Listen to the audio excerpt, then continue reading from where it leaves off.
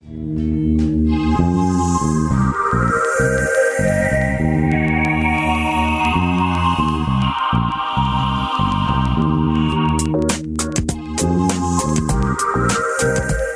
to Just Energy Radio with your host, naturopath and medical intuitive, Dr. Rita Louise.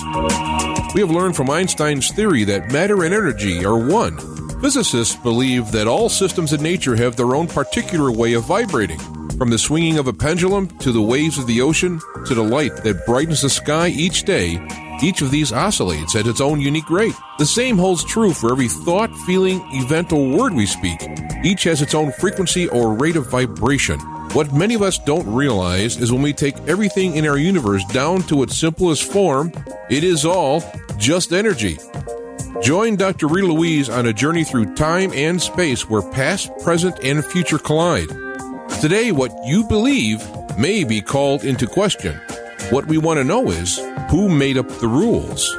Be brave and step outside the box. We are about to turn our world upside down and venture into the unknown. Hold on. We are departing our own beliefs and entering alternative realms. Enjoy the possibilities.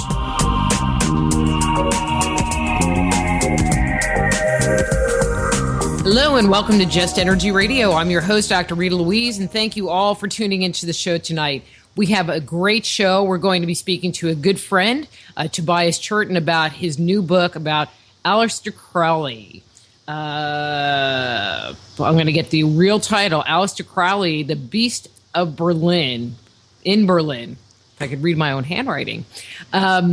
But don't forget, Just Energy Radio is brought to you by soulhealer.com, where you can find out about all the products and services I offer, including medical intuition evaluations, energy healing, and clairvoyant, aka psychic readings. So if there's stuff going on in your life, a problem at work, a problem in your relationship, there are health issues that you have some concerns about, give me a call, drop me an email, and we can set up an appointment live, over the phone, or even by Skype. That's soulhealer.com.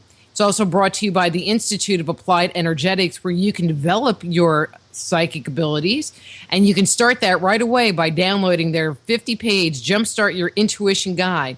Go to www.appliedenergeticsinstitute.com and open the door to your gifts today. If you missed an episode of Just Energy Radio, don't forget we have almost 8 years of archives on the Just Energy Radio webpage. You can also hear the show live here on the Inception Radio Network, as well as the archives. You can also go to our YouTube page. That's Just Energy Radio on YouTube.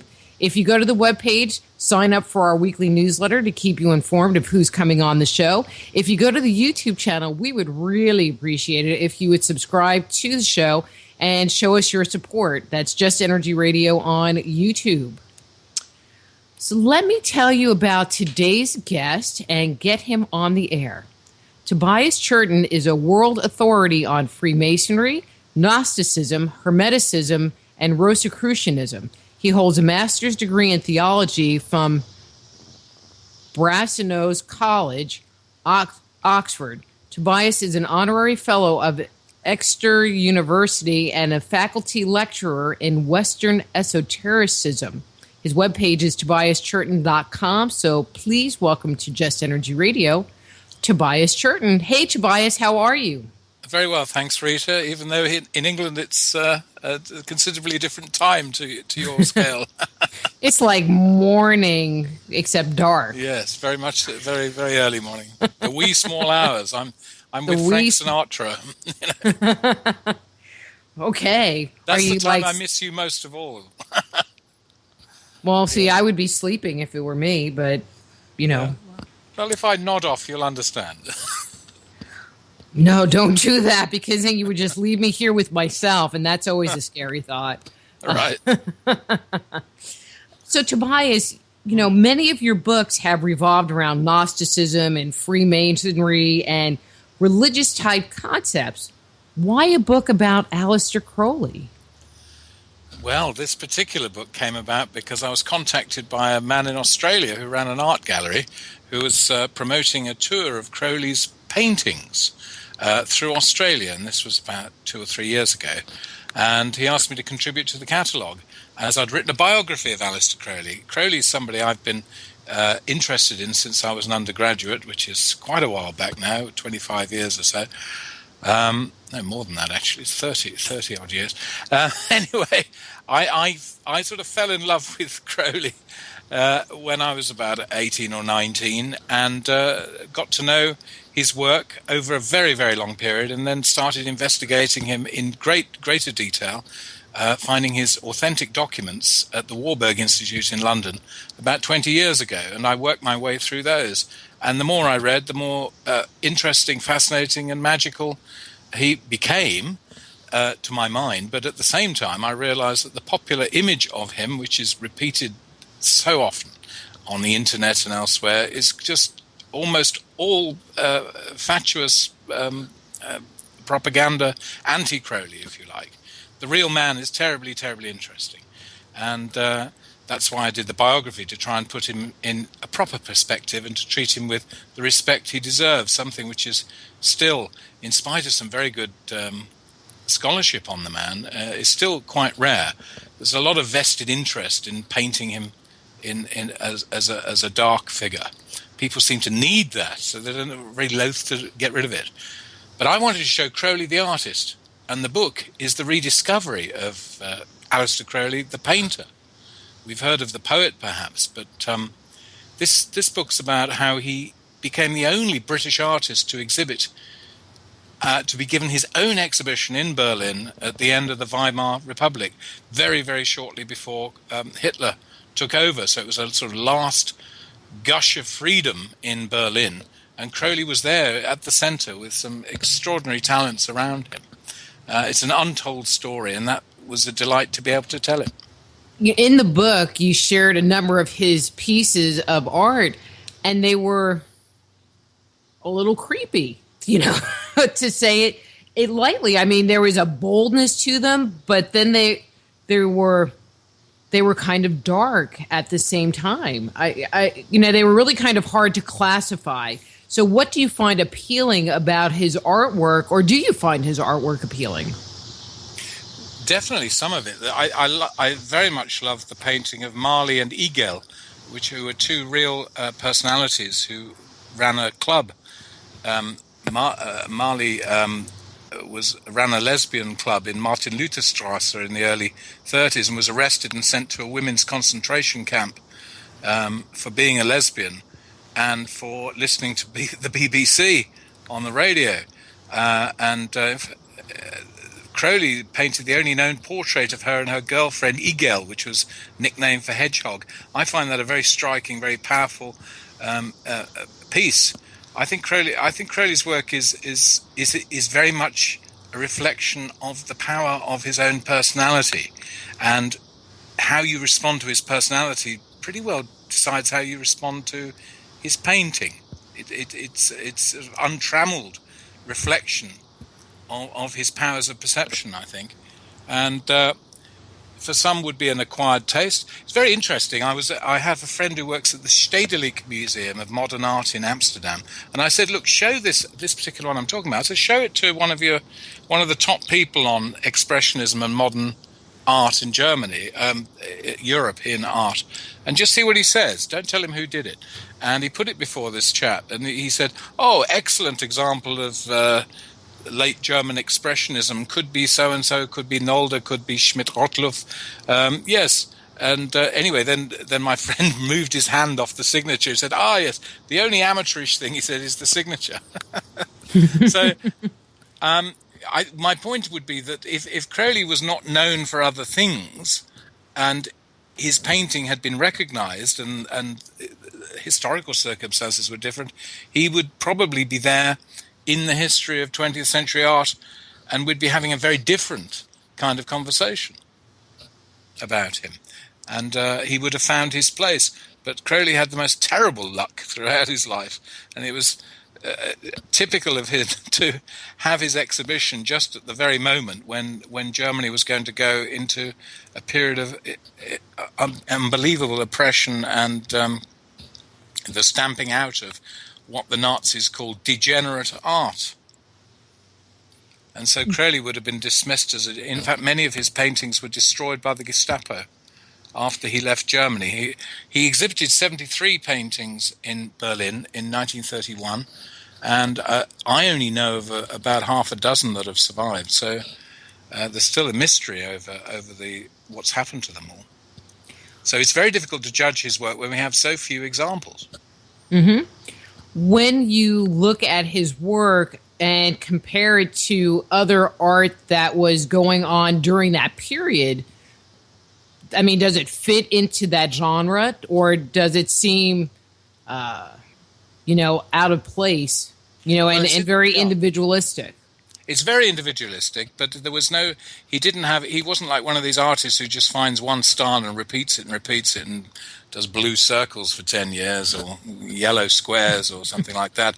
He was constantly evolving and probably would have evolved a lot further as an artist if he'd had some reasonable encouragement.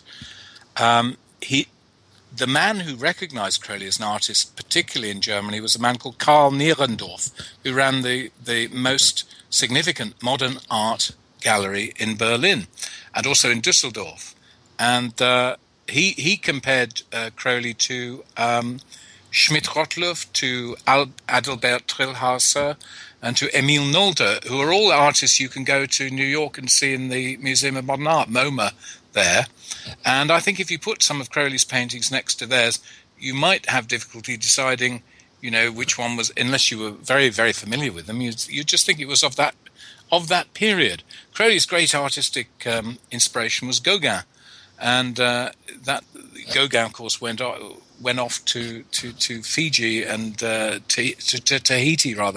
Tahiti, and tried to escape Western civilization. And in a way, that's what Crowley was also doing. He was trying to find a new form of art for what he saw was a new era that was coming forth. And I don't mean by that the Third Reich.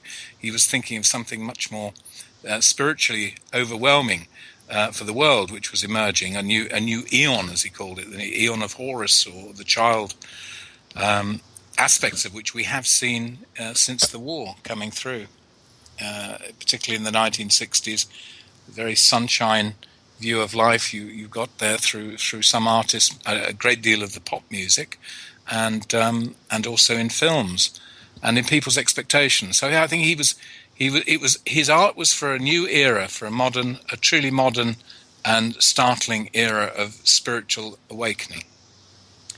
Question: when he was painting, there is the modern art movement that started. When did that movement start? And was he really part of the cutting edge of moving into that era of painting? That's one of the amazing discoveries that the research for this particular book has revealed. Crowley was in on the beginnings of modern art. He was in Paris meeting leading artists. Rodin was a friend of him, Auguste Rodin. Crowley wrote a poem defending Rodin when his Balzac sculpture was attacked in 1900, 1902, that period when Rodin was doing the most revolutionary sculpture. And Crowley was there. He was known as the patriarch of Montparnasse. But strangely, his reputation in Paris has been kind of airbrushed out. So we hear a lot about Picasso and Salvador Dali much later, but Crowley's been sort of rubbed out of it, and that is partly due to the fact that Crowley's reputation even then mitigated against his being taken as an artist alone, because he was not only an artist, he was also an explorer, mountaineer, and of course a magician and the founder of a religion, or metaphysical system, spiritual or magical system called Thelema. And in this world, especially I notice in my own country, in England, you're only supposed to be famous for one thing, and if you're not allowed to be Renaissance man. Leonardo da Vinci would have a real problem in our world, because he tried everything. He was a doctor, he was a sculptor, he was a military planner, he was a strategist, he was this, he was that. Renaissance man is not supposed to happen. Crowley had aspects of the Renaissance man about him. He was a magus a magician. And magicians today are not even understood as anything more than a sort of a kind of joker, a trickster. That's how they a magician will manifest as somebody who's not entirely for real in our era. We can't see a magician, a true magician. There's a question in the chat room that I think kind of goes with what you were just saying, and this is from Lorraine, and she asked, certainly not all, but many artists take mind-altering substances to create their work. Was Crowley one of them? Crowley was one of the pioneers of experimentation into psychotropic substances. I think he's one of two of the earliest people who wrote about mescaline, from peyote, which he was taking in very small doses experimentally from about 1902, around that period. And I think there was we'd call now a psychedelic influence on his art. Some of his paintings he accomplished in Cefalù in Sicily in the 1920s would have to be called psychedelic in the sense of the real meaning of the word psychedelic, which means soul expanding.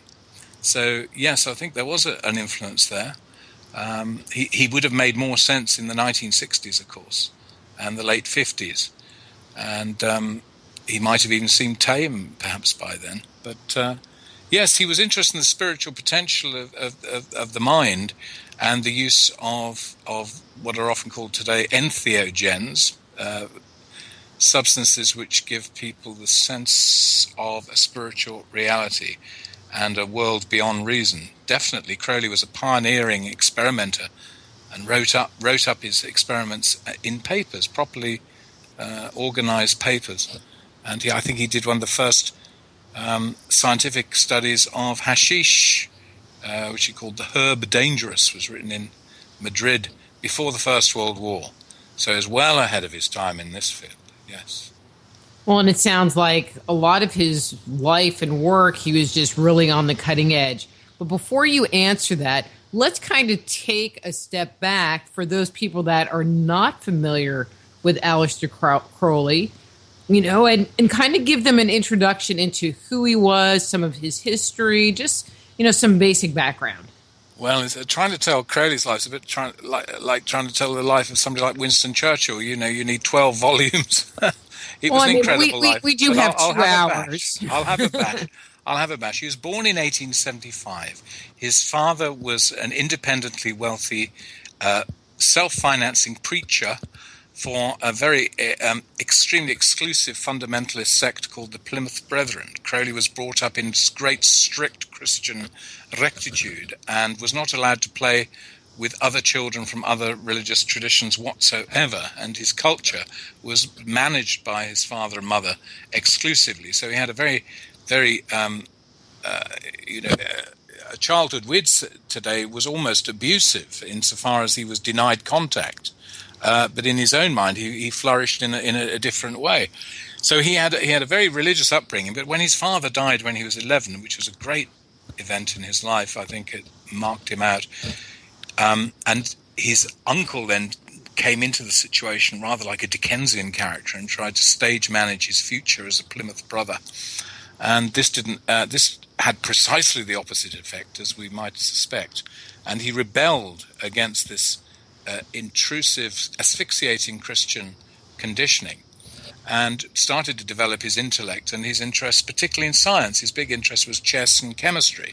Then he discovered mountaineering, went on to become one of the top 3 mountaineers in the world in his early life, even before going up to Cambridge, which he went up to the University of Cambridge in 1896 with the recommendation of the British Prime Minister of the time, Lord Salisbury, expecting a diplomatic career. But while he was at Cambridge, not only was he made one of the first solitary ascents of the Eiger in the Alps. He was a remarkably adept and courageous mountaineer. And when he was at university, he had a kind of crisis, a spiritual crisis, where he questioned whether a diplomatic career had any spiritual meaning for him. And he experienced what I think people again would associate with a kind of classic 1960s turnaround. He turned on, he tuned in. He didn't drop out, he dropped up, as it were. He ascended. He decided that life, that human existence depended on spiritual powers. And a life that was to have any meaning would have to in some way connect with the hidden, what he had come to see as the hidden pinions of the universe. And that changed his whole outlook.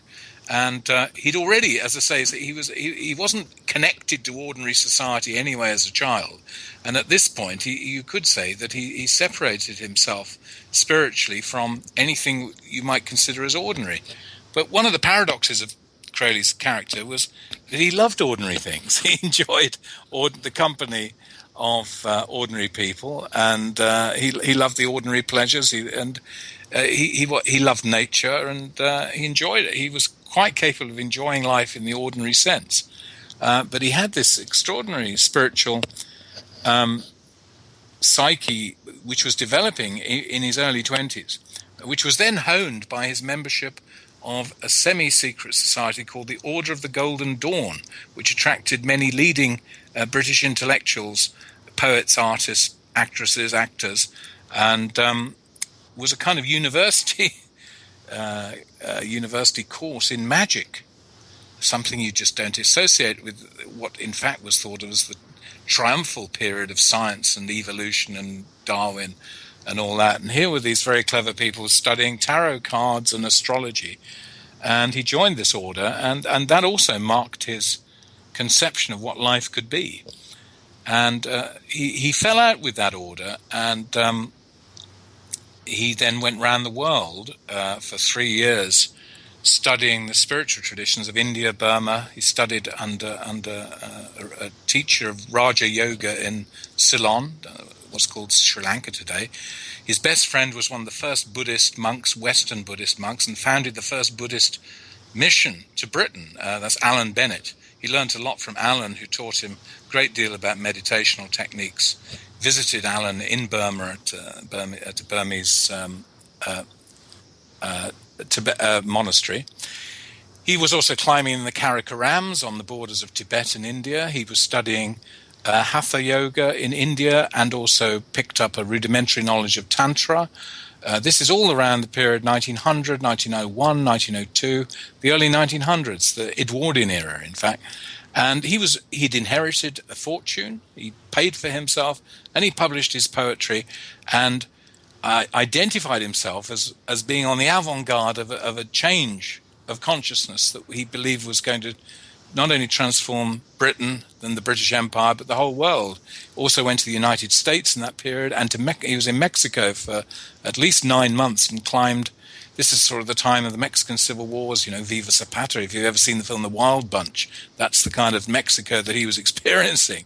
And he went on his own as a very young man and climbed in the mountains and got to know people and he really had amazing adventures. He was an adventurer and explorer in his early life. And until he goes to Paris, his best friend is a painter who later became the court artist of the British royal family, Gerald Kelly, was his best friend at that time in Paris. And he had all these aspects going for him. But against all that, he had a vision. And something incredible happened to him in Cairo in 1904.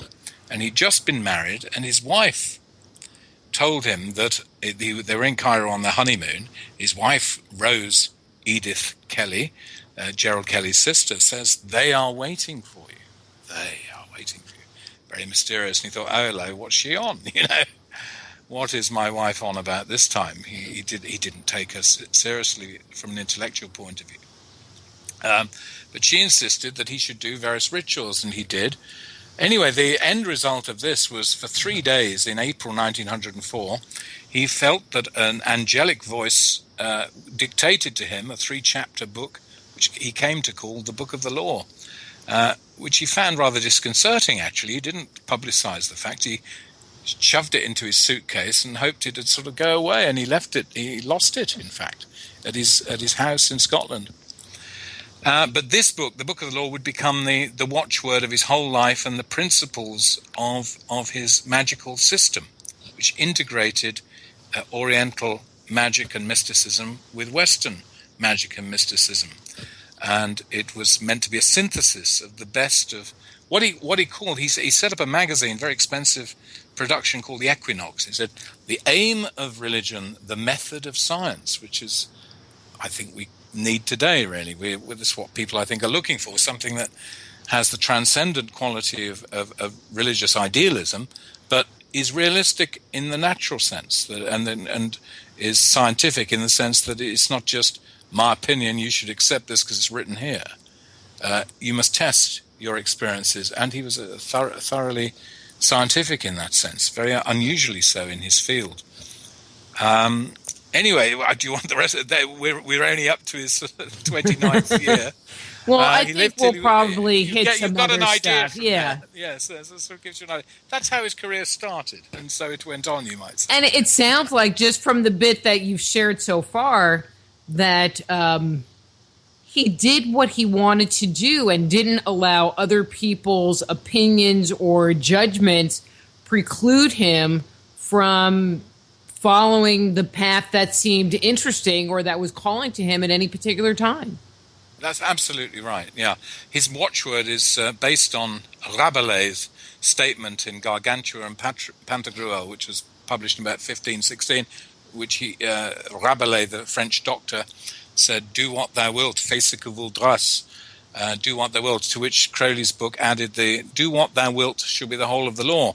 And as Crowley said so often, why can't people tell the difference between do what thou wilt and do as thou wilt? He's always being accused of a kind of please yourself moral licentiousness. But do what thou wilt means to discover the true will.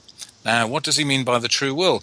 Well, in his diary in 1920, he says, when I'm doing God's will, or as I call it, my true will. So the idea is that there is a cosmic power in every body, an orbit, like a planet has an orbit. It appears to move in an orderly manner. Now, the idea is that the human being, the human spirit, it has a like law within it. In fact, the Stoics of old Greece would have called it the logos, or word.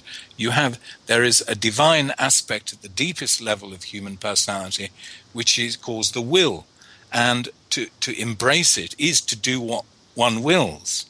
Now, this is at odds with the whole notion of the ego and the self-directed, please yourself attitude, which in fact is very much acceptable in our era. Crowley's system is almost austere, because the corollary of this idea, do what thou wilt, is thou hast no right but to do thy will.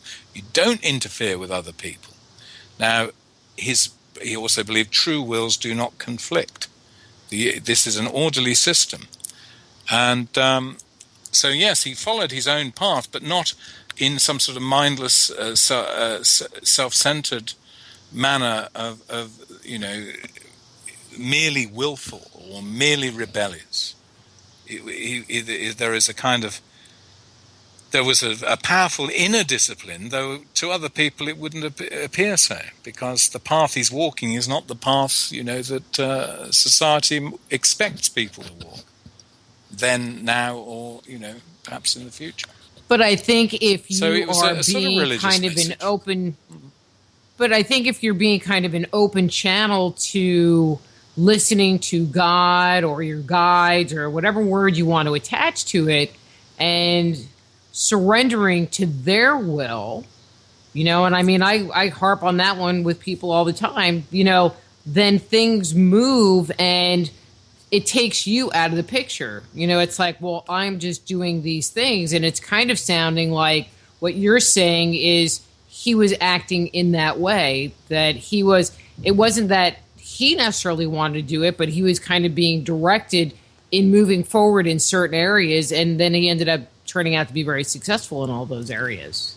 Well, I think that Crowley was more sophisticated in his approach to spiritual living than, this sort of idea of just, I'm just going to open myself up and I'm going to believe. Well, but, he had a lot more training than most people. This is it. And his system was much more based on a critical view of your development rather than he was very, very wary of every lunatic thinks he's getting it from God, you know. The asylums of the world are full of people who feel they're in contact with, supernal intelligences that are directing them. So Crowley was very wise to that. And so the system was highly disciplined, and it's not easy to discuss in detail in an interview like this one, as you find out that it's a pretty tough road to do what thou wilt. It's not a license to please yourself, as I say, or even to imagine. Crowley rarely used the word God, for example. He said, well, first of all, he said, I'm not really, does anyone really know what it means? Really know what it means? And could we get two people to agree on it even if one says, well, it means this? He said, best not to use words that we can't define clearly in the scientific sense of that I can see this concept, I can deal with it. So he would not. He didn't use conventional religious language, and he therefore was wanting to avoid the sectarian pitfall of coming up with another view of God. The meaning of life is like this. I know it because I feel it in my guts. Mine eyes have seen the glory of the coming of the Lord, and you're never going to tell me I'm wrong. So he wasn't an evangelical. This was a very different kind of. It's a very different kind of spiritual path to conventional. I think this is its superior character, but that's my view. Other people may think it's too complex or difficult or what have you. He obviously came into opposition. For the Catholic Church particularly was in opposition to him. But I think most conventional Christian organizations regarded him as an unholy terror and took him at face when he called himself the Beast, which is what his mother called him. They took it at face value and tried to present that this was a very dangerous individual. And to the vested interests of churches, of course, somebody like Crowley is a danger, in the same way that Martin Luther was a danger to the papacy at the Reformation, or Jesus was a danger to the priesthood in Jerusalem in the 30s Anno Domini. I think it is the problem of spiritual teaching that you are going to get opposition, often from the very people who ought to be listening. So go back, because I was going to ask this question, but why did he go by 666 and Beast? Where did that come from? Well, he was brought up with all of that, I mean, I would have thought the breakfast, dinner, and lunchtime conversation of his family when he was growing up was the Book of Revelation. Like most fundamentalist Protestant groups, the Plymouth Brethren were pretty well obsessed with one book of the New Testament in particular, namely the Book of Revelation, with all its phantasmagoria of heavenly and hellish powers in conflict, and the prospect of a New Jerusalem and the visionary scapes in on this earth, beyond it, and so on and so forth. So his mother, who found him a challenge. He was her only surviving son, and he was very clever, and she wasn't the best educated woman in the world.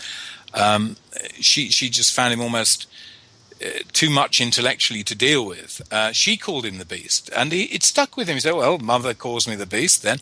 And then his perception came to see that the figure of the Beast, 666, which has... you can. How many websites are going to tell you what it means? Well, nobody really knows what it means, but I do know this: that the figure of the beast has a very ordinary beginning. It's in the prophet Ezekiel, and it refers to the beast who stalks the ruins of Jerusalem after God has made a judgment. And I think this is where we find the beast that Crowley is partly referring to, because it's a multi-layered idea, is that he's a sign. The beast is the sign that there has been a transformation, a divine transformation of an established order, which has surprised everyone, and then the beast stalks it. Crowley also called himself, in existentialist fashion, the wanderer of the waste. But he was also aware that the beast is man, of course. We are the beast. Mm-hmm. The beast is in us, of course. The potential for evil and good is in man. He was on another level, of course. The Lamb of God is also the beast. When you, through initiation, you realize that these opposites that you're presented with through religious instruction really boil down to two sides of one thing. So the scarlet woman, or the woman drunk on the blood of the saints, is also the woman clothed with the sun. So, as in Gnosticism, the divine wisdom is both virgin and whore. The whore because she gives herself freely to everyone. Virgin because she stays forever pure. So no matter how much the wisdom of God is offered to people, it remains pure. Unlike, as it were, the conventional prostitute, who is reduced by giving. Her giving becomes her downfall. So you have these are paradoxical images. Crowley was a clever and understanding person who understood spiritual symbolism, something which is very rare in the church, where unfortunately the spiritual symbols are talked about by people whose minds are materialistic. So they conceive of all these things as solid objects. So, demons are all black, good people are all white. And then they have the terrible trouble of finding out that they've got both within them. Oh dear, I'm so sorry. I didn't mean to do it. I love Jesus, but I went off with somebody's wife, and all that stuff. Oopsie. They can't deal with the duality. They're trying to put all the white cards in one box and all the black cards in another. Crowley understood the Western esoteric tradition that God is manifest in two contrasting principles, both as love and as wrath, but ultimately the system is one and resolves itself. All things work to God in the end, if you like, as St. Paul would put it. All these things. So this idea of the beast, it was ironic. Now, a lot of people can't deal with irony, especially where religion is concerned. But Crowley was a humorist, and he'd heard enough of fundamental religion to parody it, and to see its absurdities as generally understood. And people would say, "Too clever by half." Well, he was too clever by. He was a very, very. He knew his Bible better than most biblical fundamentalists. But he went a lot further with it. So no, I went into this in some detail in the book to show that there is real spiritual value in his self-designation as the beast. He also, I think, called him that to keep people off his back. To get the people were frightened of this. They were wary of that image. So a lot of people who would have caused him trouble sort of backed off. But of course, in another way, he was his own worst enemy, because just to use those images, but he was using them as an artist, never forget that, was to invite hysterical scorn. I'm sure there may be some people listening to this whose blood is boiling at the idea of these ambiguities where they don't want ambiguity, or complexity where they like simplicity. But Crowley was, of a different cast of mind, that's for sure. Well, and I just wonder if he found it as being kind of funny. And I say that because he was taking the mick. Yes, absolutely right. Yeah. I mean, because yes. Go on. I had a phone that I don't have the number anymore, and it kind of bugs me. And the phone number was 403-6660. And so when I would leave a message for someone, that were my friends, not just anybody. And I'd be like, give me a call back. The number's 403, sign of the devil, 0. And then and I had a red phone, because it's like the hotline to hell, Yeah. and it just made me laugh. And one of my friends would figure it out, 666. They thought it was pretty funny. And so I just wonder if he took the whole thing, and laughing at himself and laughing at how it just kind of like stirs the pot, because it does sound like he kind of like stirring the pot just a little bit. Very much. Oh, more than a little bit. Yes. I mean, yeah, sure. He didn't mind a little bit of trouble if it might lead to awareness, or at least rib the people who were destructive. I mean, you get the proper flavor of this from letters from his friends, and then you will find they write to him as "Dear 666," in the way you'd say "Dear Tom" or "Dear Joan," or it was an affectionate idea, actually. And I found a wonderful letter written to him by one of his lovers, Leah Herzig. She had a son called Hansi, and he wrote a letter to him, which I've seen, big piece of paper, and it says, "Dear Beast, we miss you." And this was a boy, of 6 or 7. He wasn't freaked out, Mm-hmm. So it was. Yes, it was. Yeah. Don't take it too seriously. Well, in that sense. Well, and it doesn't sound like he took himself seriously, and so I like it. That's the way he stayed sane, of course. A lot of people have made the error of thinking, well, Crowley was just taking the mick all the time. He was laughing at us. He was laughing at the world. He was laughing at himself. Yes, he could laugh at it all. That's absolutely right. But and he saw the absurdity of man, actually. I think he said at one point, "You're nothing but a pack of cards." You don't realize how absurd you are. So yes, he was laughing, but it wasn't a pointless laugh. It's the kind of Zen laughter that might lead to illumination. If you get, I think he said a lovely thing I always liked was he was having an inner argument with Buddha, Gautama, and he's going through a sort of long internal struggle with this argument. And in the end, he says, the universal sorrow was cured when he went out for a drink with the universal joke. That was his conclusion, I think, about Buddhism, which of course would would upset some Buddhists who hasn't understood it at all. But that was the point.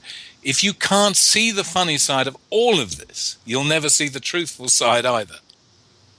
And I could see where people looking at him and calling himself the Beast or 666 as him taking on the persona of evil. So is that where he got that kind of reputation almost for being dark or evil or whatever? Is people looking at, the way he's referring to himself and thinking that was what he thought about himself? Well, he certainly provided ample weaponry for his enemies in his self-designation, but he did get sick of all this. He brought a case against Constable and Company in 1934, who'd published a book by Nina Hamnet, which suggested that children were murdered at his abbey of Thelema in Sicily, and he said, well, as far as he's concerned, this was the limit, because he'd lost a baby there through a miscarriage, which had totally smashed him up. He was extremely affectionate towards children, and he was he was devastated by that. And when he read the idea that they'd turned that into a joke, I think that was a kind of limit for him. And then he brought the libel case against Constable. And he said there in the court that, 666 means little sunshine. And that's how you should see it. What I'm trying to do is dispel the darkness and show the light. If we could see through the clouds, then we'd see the sun. Now, where are these clouds? They're in our minds. Where is this devil? He's in our mind. How do we deal with this? Well, we're not going to deal with him by running away from it. We've got to confront these ideas, and look at them and see them for what they are and what they represent. So it's really psychology he's talking about. So these are concepts which come out of our fear. What are we afraid of? How do we deal with this fear? Is it really all about sex? Are we just frightened about that? Is Freud right? Is it that you just can't face the facts of life sexually, or about your own sexuality and so forth? Is that what makes you project darkness onto other people and so on? So that's a very modern point of view there. So yes, he was trying to sort of liberate through sort of a radical stimulus. Of course, he didn't believe in the devil, of course. But I think the thing about our era is that for all our modernity and all our technology and all our scientific advances, very few of which most of us had anything to do with, let's face it, we're still deep down medieval. We only have to see a horror film on a dark night on our own and be feeling a little vulnerable, and it all starts to come out again. We do wonder what's behind the door, what's outside the window, and where are the funny people who are trying to get at us and all the rest of it. We're still of the same fearful, supernaturally haunted mentalities as our forebears. We're not that different at all from people who burnt witches, on the basis that if they didn't, God would punish them for not punishing the wicked and so forth, and all of that. It doesn't take much to get all this mentality going again, and we see in the world today that in some countries this is perfectly acceptable. In the Western world, it's just slightly beneath the surface, but it doesn't take much to bring it out. He was confronting that. And in doing so, of course, people projected all their fears onto him. So Crowley is the archdemon who's wrecking society, who wants to cause massive psychic breakdown. It's nothing to do with capitalism or obsessive materialism or the nature of, some concrete things we might identify in ourselves and our society. No, it's that devil, That's easy enough, isn't it? Keeps it simple, And you get the idea. Kind of move into what was going on in society as he was coming up and becoming more famous. I mean, because we look back at, we're talking about him, but I think having some kind of a perspective of what society was like. I mean, I would think they were just kind of coming out of the Victorian age, which was totally uptight. But where was society kind of mentally that he was just such a different stroke? Because, as you said, if he was coming up in the 60s, I don't know that he would have stuck out all that much, because there was a lot of conversation kind of going on similar to what he was saying back then. But he did stand out because he was kind of one of the only ones, I would think. Oh, yes. I mean, in the Edwardian era, before the First World War, when he started publishing big time, as it were, his poetry and producing art events, then he was almost completely alone. And it was wonderful to read his letters and diaries from that period. There's such a sense of a man who's completely out of his time, dancing through an era which, again, has tried to airbrush him out, and he can see that era for what it is, and his perception and advanced ideas are incredible. Later on, people start to get, as it were, wind. Now, some would say, oh, well, it wasn't just Crowley. Well, it wasn't just Crowley. Didn't claim that he was causing all this, but he was very much, I think he was a galvanizing force at the root of it. I think whenever there's a social change, underneath there's always a spiritual avant-garde, as it were. I'd be careful what I say, but sort of behind it. You find that in the 60s. If you go in the 60s, it all looks like the Beatles or President Kennedy or something.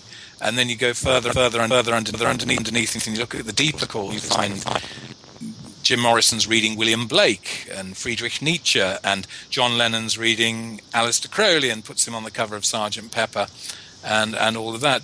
But the society Crowley was growing up in, yes, was suffering a kind of quiet revolution, a sexual revolution, not the kind of sexual revolution we had in the 60s so much, which was fairly explicit and obvious, but there was a massive fascination with sex, and there was a tremor. Even though society looked incredibly stable, there was an underlying tremor in the 1890s and the first decade of the 20th century. And Crowley's part of that. And there was also far more interest in spiritual things at that time. But at the same time, you had this massive superstructure of a rigid class system, which was echoed in America. It wasn't the same in America, the same kind of class system, but it echoed Germanic and British class structures. at certain points. You had the big families, you had the middle classes, you had the people underneath struggling and all the rest of it.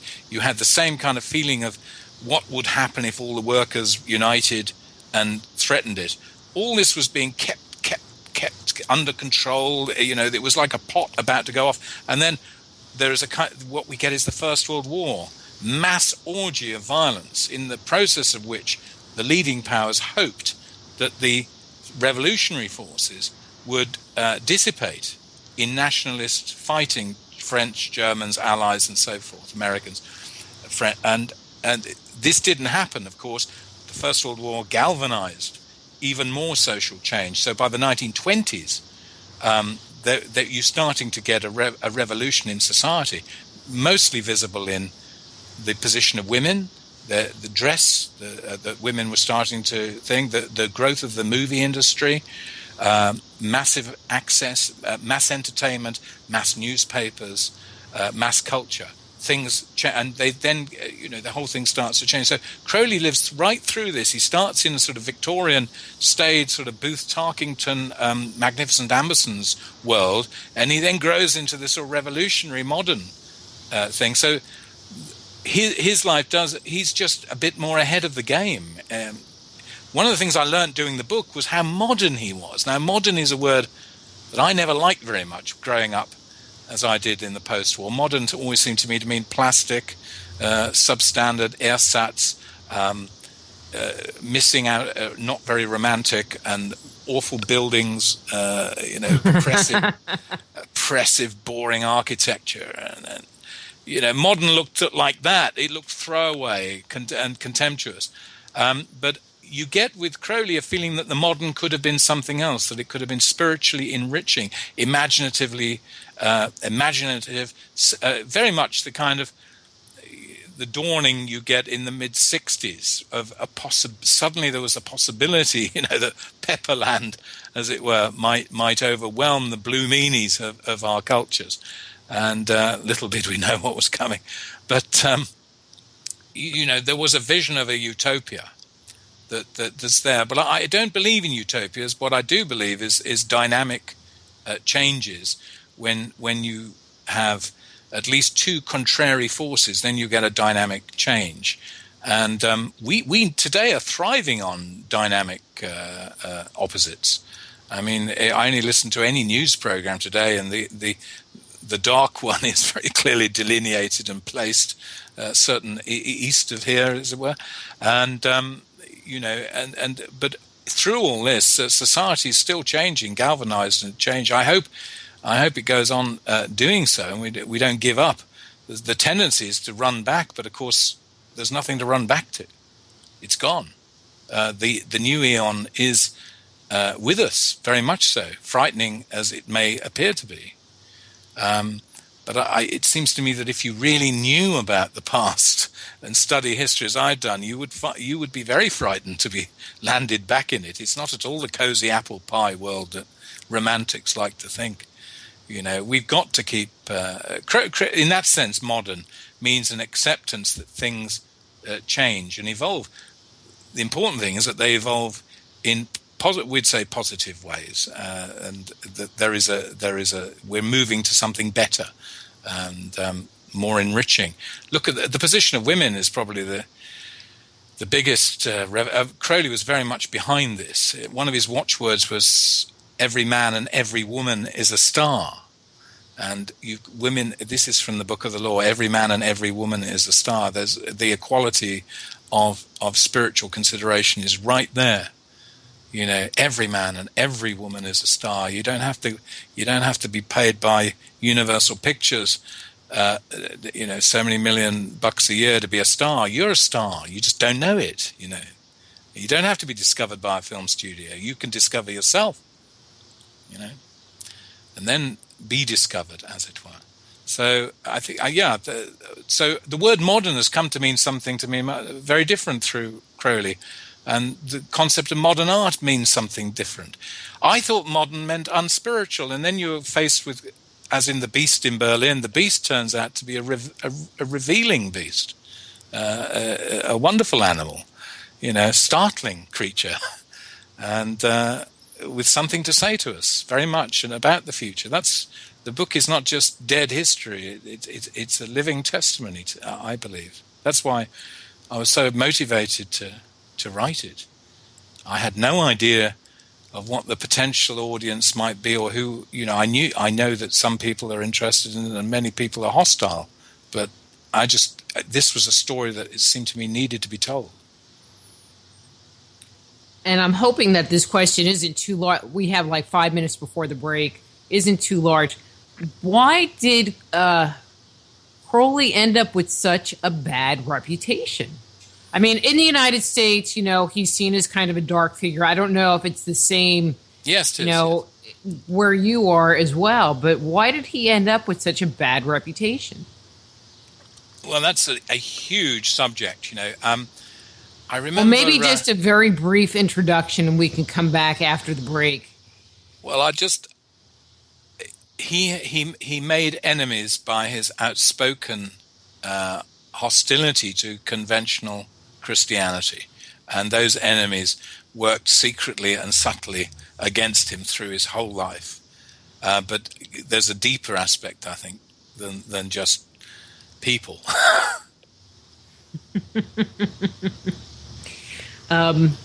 Because I just find it interesting for all that he's done.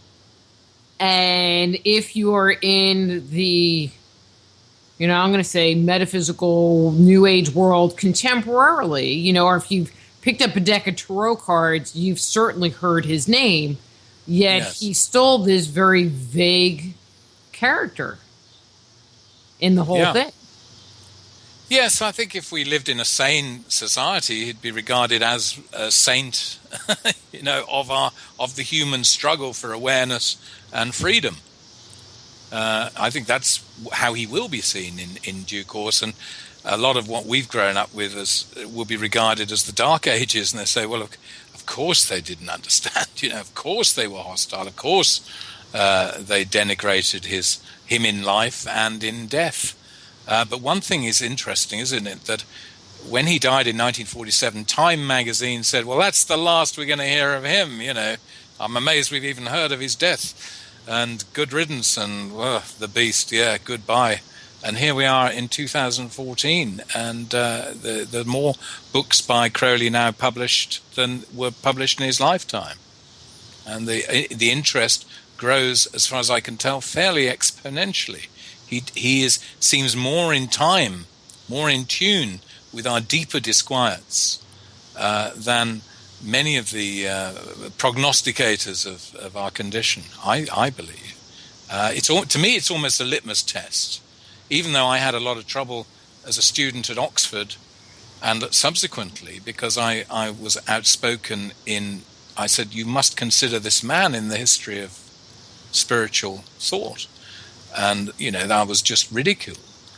Now I would say, if you cannot consider this man in the history of spiritual thought, you really haven't got much to tell us.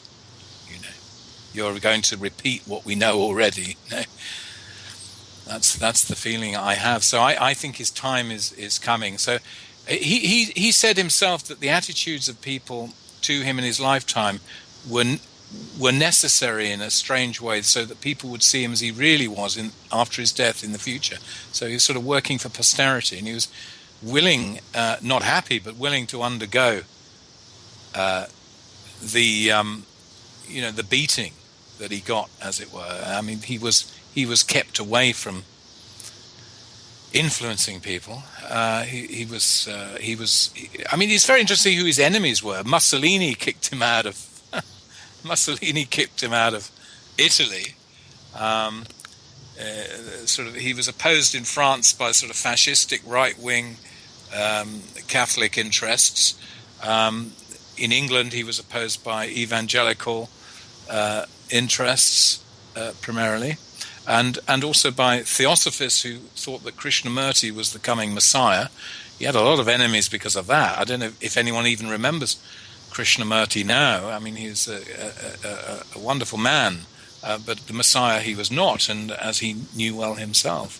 But Tobias, yeah, we need to go to break. You carry on. Okay, yeah. I'm Dr. Rita Louise. We're here talking to Tobias Churton. His book is Aleister Crowley, The Beast in Berlin, and we'll be back with Tobias after these words from our sponsors.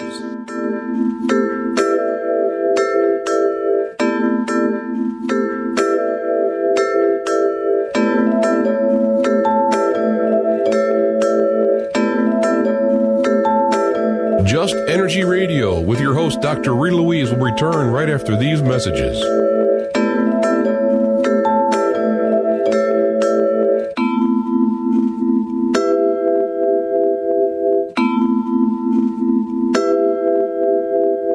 You're listening to IRN, the Inception Radio Network, Chicago, Illinois.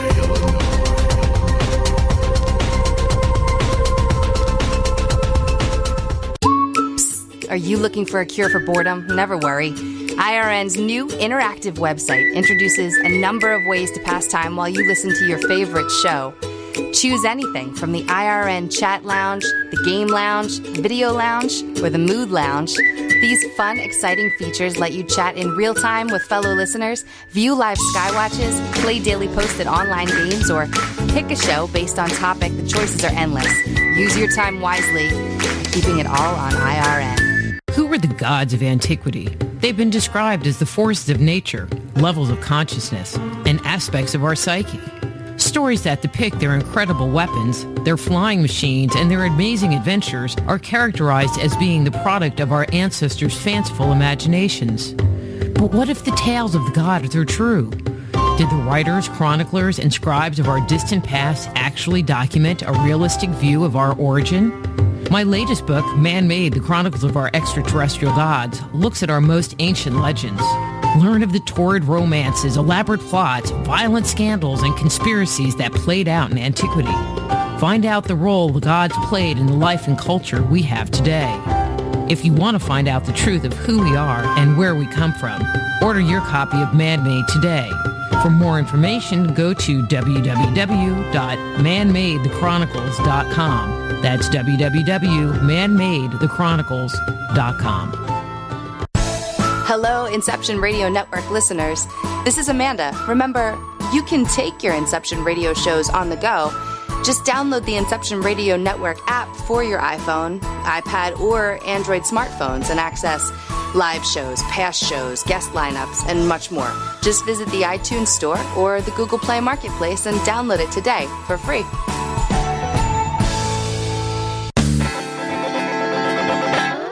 Move past the crossroads in your life and discover alternative solutions to your deepest concerns at soulhealer.com. So whether it's a physical problem, an emotional issue, a question about work, or troubles in your relationships, naturopath and medical intuitive Dr. Rita Louise can help you. Bring peace, harmony, and health back into your life. Schedule a session today. Visit soulhealer.com right away and live the life you've been dreaming of. You didn't forget what's coming up tonight, did you? Hi, Inception Radio Network listeners. This is Amanda. Never miss that interview you were looking forward to or the show on your favorite topic.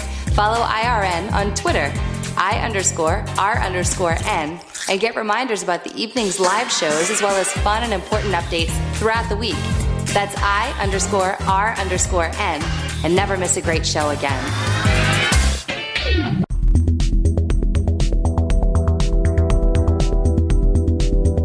We only have a couple of seconds before we have to get back to the show, and I want to tell you how you can jumpstart your intuition today. Using my free 50-page introductory guide filled with simple, revolutionary, and proven techniques, you can ignite your intuition and tap into your inner wisdom, all from the comfort of your own home. The Institute of Applied Energetics is the leader in online home study instruction for those interested in becoming a certified medical intuitive, intuitive counselor, or energy medicine practitioner. Now is the time to transform your life and take it to a completely new level. Discover who you are and how you work. Open the door to the world of intuition, health, and healing. You can jumpstart your intuition right away by going to www.appliedenergeticsinstitute.com and downloading our free guide. Get the opportunity of a lifetime and live the life you deserve. Download your free Jumpstart Your Intuition guide today at www.appliedenergeticsinstitute.com and begin living a life filled with passion and purpose.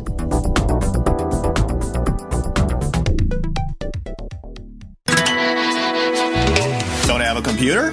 Is your internet connection down? Don't worry. Use your trusty cell phone or landline and call into our listen line at 401-283-6700 to listen to the Inception Radio Network 24/7. Again, that call-in number is 401-283-6700. For the Inception Radio Network, I am MJ. Go deep inside yourself and venture into the realm of the unconscious mind with my Meditating on the Kabbalah guided imagery audio CDs. Discover who you are and what you want in life. Meditating on the Kabbalah can help you to open, clear, and revitalize the energetic pathways of your subtle being. They will support you in your spiritual quest by helping you to access the profound insights and inner guidance you need as you work in alignment with your highest good. Let them help you to release negative thoughts and emotions and clear away any limitations that may be keeping you from experiencing your full potential. Walk down the path to health, healing, understanding, and enlightenment with Meditating on the Kabbalah. Order your copy today at www.soulhealer.com. That's right, that's www.soulhealer.com.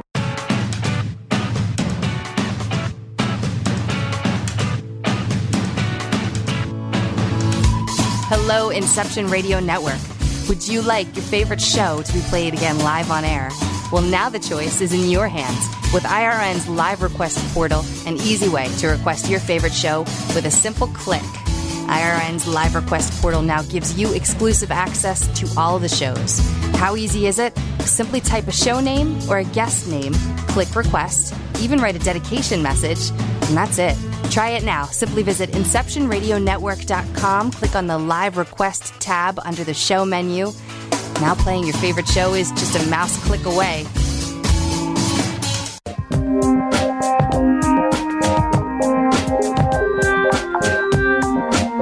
And now back to Just Energy Radio with Dr. Rita Louise.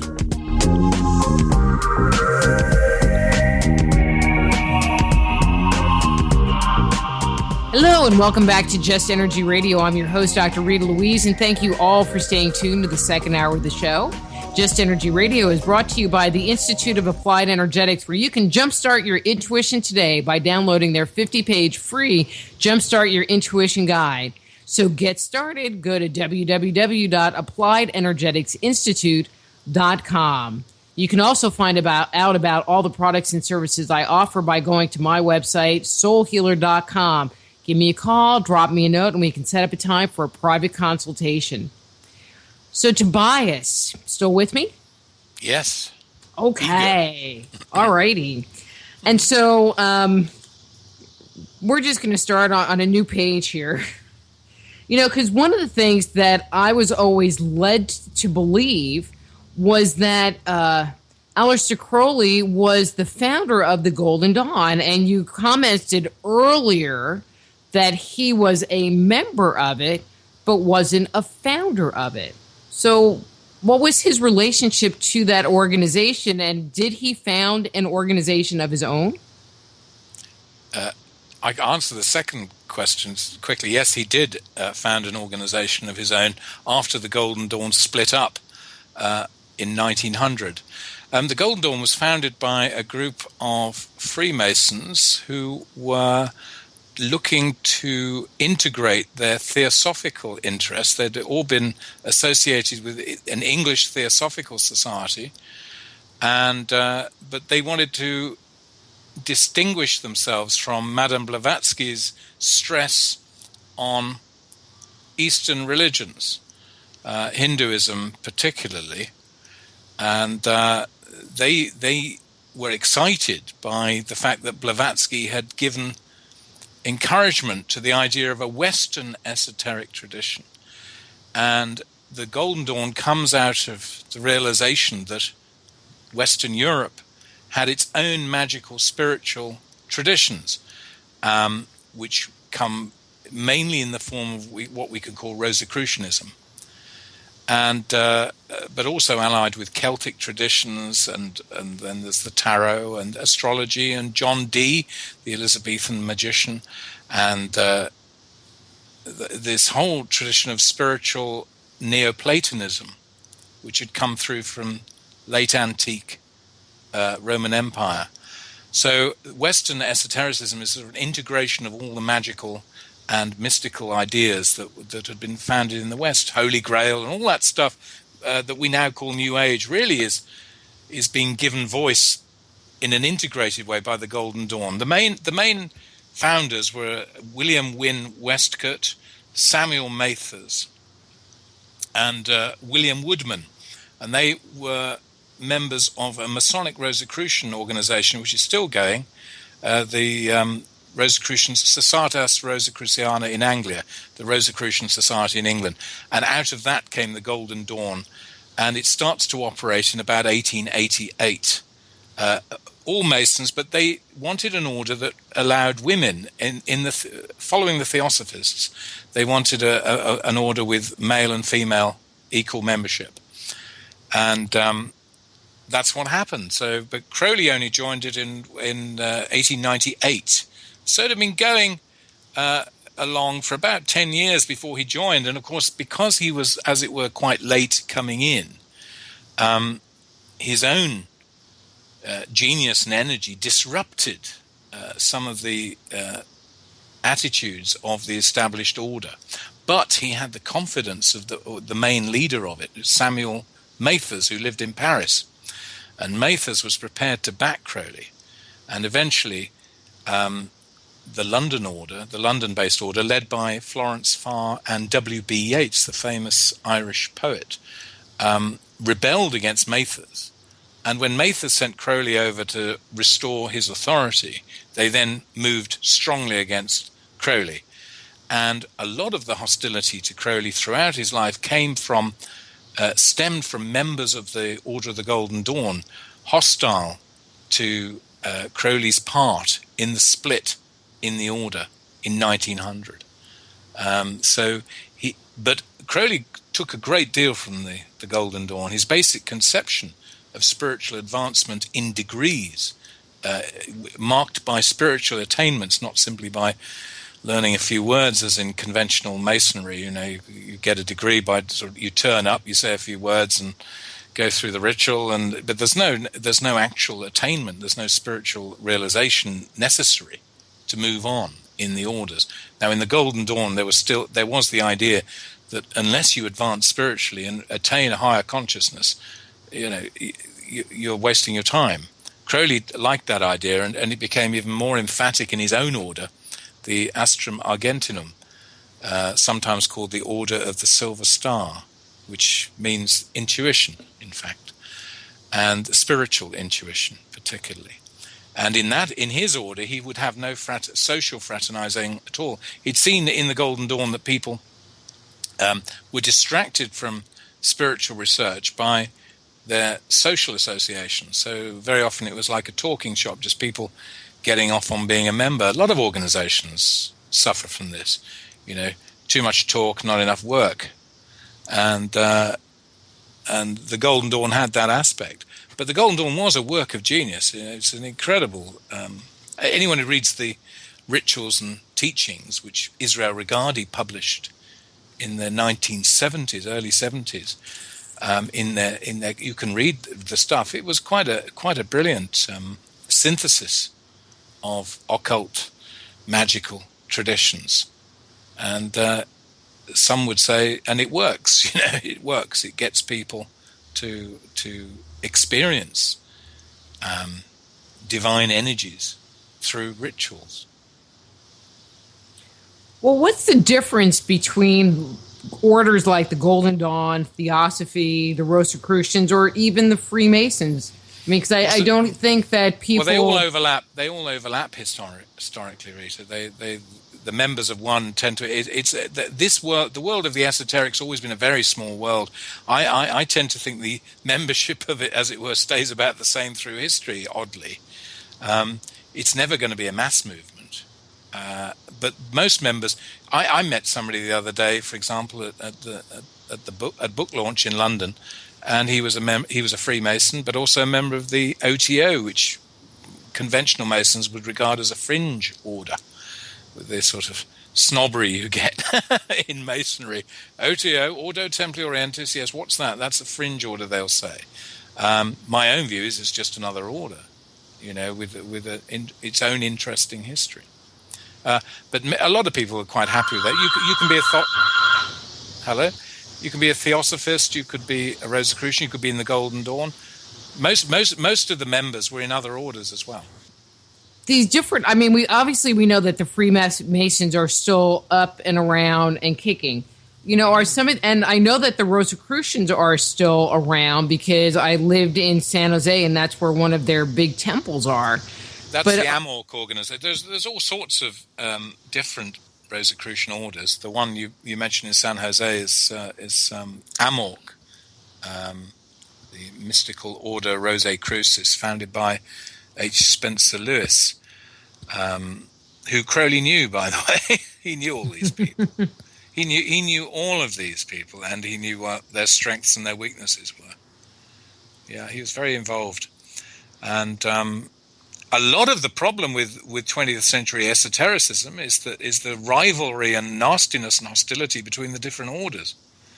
I know. What's with that? Because there's not, we talk about this spiritual aspect, and then there's all this backfighting. Yeah, I think this with all that. Yeah, I think wherever two or three are gathered together, they'll argue about how many of there should be there. It's no end. I look at the disciples. Jesus chose 12. They were arguing before they'd even walked the first mile.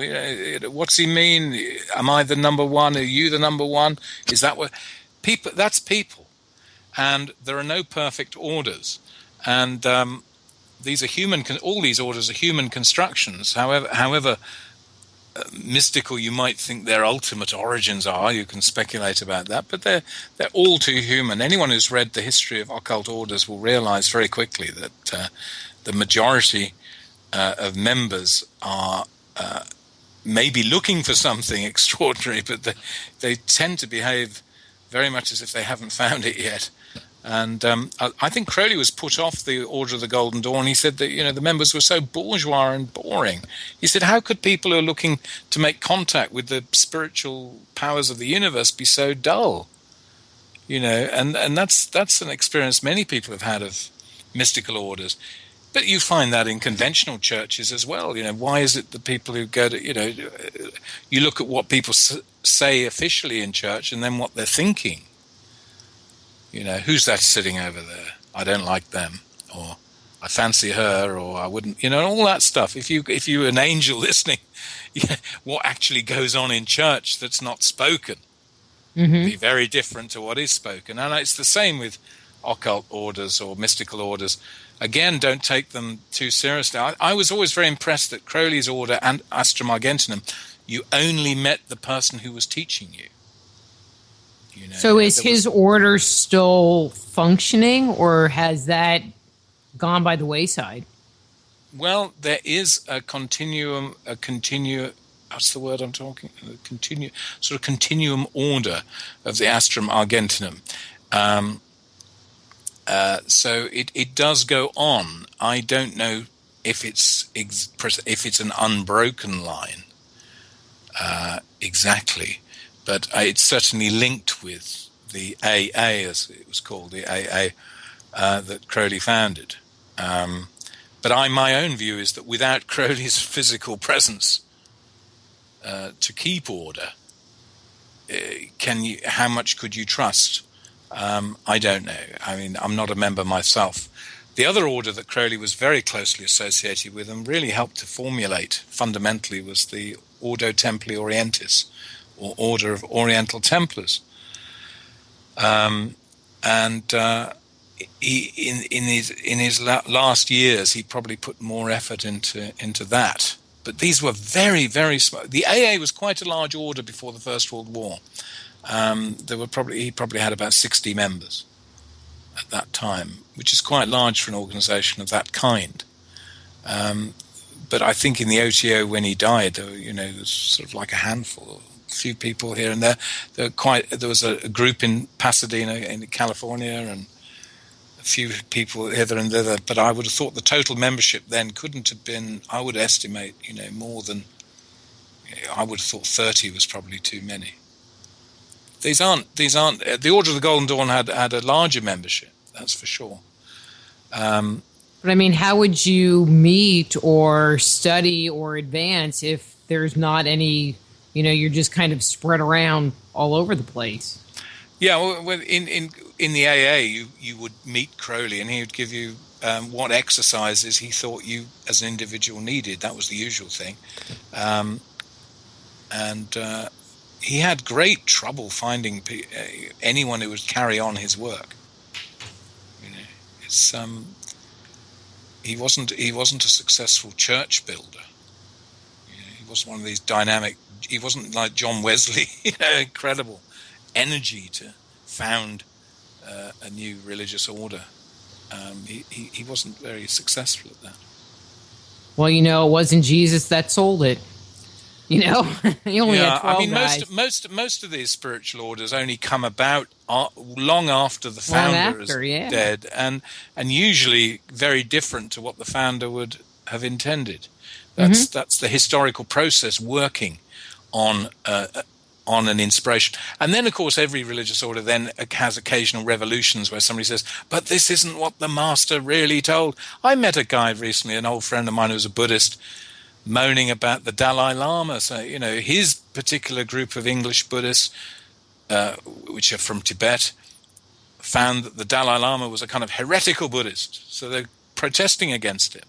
And, to an outsider, this is sort of really quite amusing. Which is will the real communist please stand up? Who is a real Republican? Every group has this thing of, is he real or is he only a nominal member, and so on. And he hasn't paid his dues for 6 weeks and all that. It's. I always like Jesus' teaching about don't do your praying in public. Don't do it in a crowd. Go to your own private space, because spiritual communion must mean a communion with the spirit. Physical communion is quite different, and I'm not really myself. For example, I think you can get some symbolic value out of collective worship, but it's a bit like being a member of a club, isn't it? It's like, well, I turned up, I go, I pay the dues. What does that make me? So yes, occult orders really. Did Crowley need the Golden Dawn to become the person he was? I'd say not necessarily. I think he'd have found another formulation. But of course, what he was looking for in the Golden Dawn was something quite different to what was there. He wanted to make contact with the secret chiefs, which is a rather cumbersome phrase. I've never been happy with that, the secret chiefs. It's a translation from French and German usage. But the idea is, and it was written about by a man called Karl von Eckartshausen in a book called The Cloud Upon the Sanctuary, published in 1803, that the secret government of the world was supernal beings who were sort of in contact with elevated minds on earth, but they lived in a kind of heavenly sphere above the direct concerns of people of the world. Now, Crowley wanted to become useful to these beings, and he spent his life very much in the belief that that's exactly what he was doing. Now, how can you Interesting. Can you judge this? Well, I'd say judge it by the fruits, I suppose. Well, it depends which fruits you want to concentrate on. But he was very serious about that. Yeah, I mean, as far as he was concerned, but he did wonder sometimes if his true being, you've got to remember, in Crowleyan psychology, the ego, the person you know yourself to be normally, is only a projection of a far greater being beyond time and space, called romantically the holy guardian angel, who may function as a holy guardian angel, protecting us, as it were, out of our conscious knowledge. The aim of Crowleyan magic, the first primary aim, is to make contact with the holy guardian angel. Some say this is the same as Carl Jung's idea of the unconscious, but you have the strong idea that the ordinary mind, the ordinary conscious mind, is completely asleep and ignorant of the greater being. The danger, as Crowley says many times, is when people get an intimation of what he calls the holy guardian angel, they immediately project their inherited religious ideas onto it, so that they have an experience of enlightenment. It must be Jesus. Whereas anyone can see that if they'd been brought up in a Buddhist system, they'd say it was Buddha. If they'd been brought up in in all that, it would be Java if you're Jewish, or if you were Zen, you'd say it's pure enlightenment, and so on. Your established religious upbringing conditions the way you interpret the light. Mm-hmm. But it's the light that counts, not the name attached to it. I agree. So we have a question in the chat room that's getting a lot of support. And the question is, he wrote, and this is from Analog Hole. Rita, could you mention Crowley's summoning of Lamb and try to get Tobias to explain the whole event? Well, this business about Lamb, what I know about that is the origin of the word Alama. Is the Tibetan Lama, or spiritual teacher, comes from the word meaning the way. So the only time Crowley himself published his famous drawing, which was called by Kenneth Grant Lamb, the heading beneath is the way. So unfortunately, there has been a sort of, I would say, a rather amusing misunderstanding. Crowley's drawing of the Lama, which is the only title we know he ever gave it to it himself, looks like the 1950s classic image of the alien, a large domed being with curious eyes and a sort of triangular chin. We're now so familiar with this image through movies, but people weren't familiar with this image when he drew it. I don't know what date he drew the drawing originally. Some people have said 1917. I'm not sure. The only reference I know definitely of the drawing was he had it on the wall of his flat at 93 Jermyn Street during the war. And my guess is that's around the time he would have drawn it. But anyway, I don't think it's an alien, no. And I don't think Crowley penetrated the sort of sphere of Earth and contacted alien civilizations. This was the idea of Kenneth Grant and the science fiction fans of Crowley from California.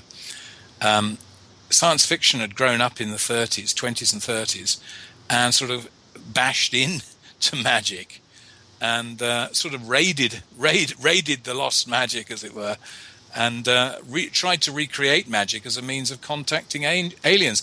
Now, in post-war, you get this whole thing with UFOs, and of course, after that, the sky is the limit, isn't it? I mean, once you've identified lights in the sky with angels, superior intelligence, higher beings, you've got the mythology of the post-war, a large amount of post-war New Ageism. From Jimi Hendrix, the angels on high, flying saucers to some, as he said in one of his very last lyrics he ever wrote. When I was a kid, I was very inspired by books on UFOs. I mean, I don't mean really inspired, but I mean, I was sort of drawn to them. I'm talking when I was 8 or 9, I started looking at these books by George Adamski, and these obviously fabricated photographs.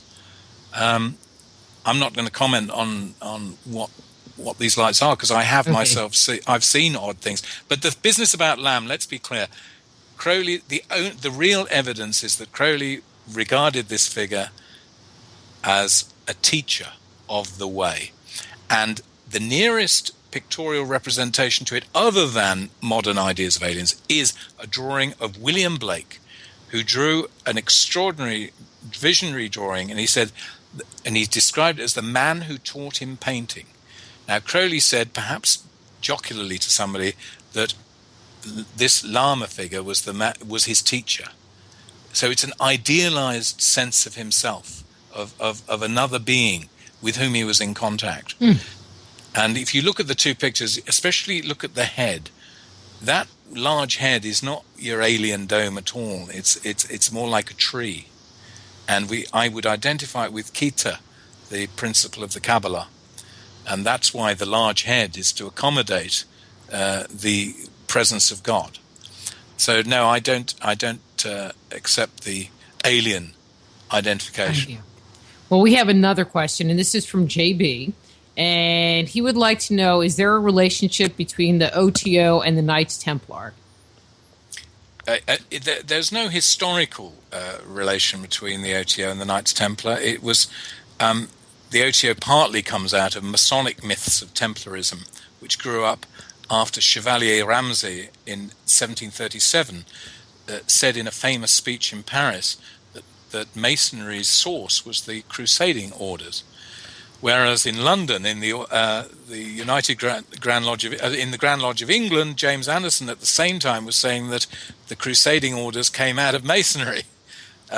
Ramsay, revolutionary, says in Paris, no, Masonry stems from the Templars. Now, why were the Templars important in the 18th century? Because they appeared to stand up against the obscurantism of the Roman Catholic Church and were seen as victims of papal ignorance. That tradition in European Masonry carried on into the 19th century, and there was the idea then that maybe the Templars knew more. They had a mystery attached to them. But the Ordo Templi Orientis, the Order of the Eastern Temple, is a perfectly good translation of Ordo Templi Orientis. They're not claiming to be Knights Templar. They're inspired by the Masonic mythology of the Templars, an order dedicated to a rational enlightenment. Okay, I'm going to kind of jump to a totally different area. You were talking about Crowley being in Germany. So was he there during the rise of Hitler? Because we know that Hitler and Himmler were into their, seeking out the history of Germany and also looking for religious and metaphysical insights and objects. And did he play in any role in Nazism? This is one of the great myths, one of the many great myths and calumnies aimed at Crowley, is because certain members of the Nazi party were obsessed with their interpretation of a mystical or pseudo-mystical law, that they must have somehow got it from Crowley, especially as we know Crowley was in Berlin. Crowley had no time whatsoever for the Nazi ideology because it was totally contrary to his principle, do what thou wilt. Hitler didn't want people to have a will. You had to surrender to his. And it's about as fundamental a difference as you could get. He was into drilling people and producing carbon copies of one another, which could be drilled and sent around Europe oppressing people. Crowley's entire emphasis is on individuality, aristocracy of spirit, and personal liberation. And he wrote several letters to Karl Germer, his German assistant, to this point, which I reproduce in the book incompletely. So I try to settle this question once and for all about Crowley and the Nazis.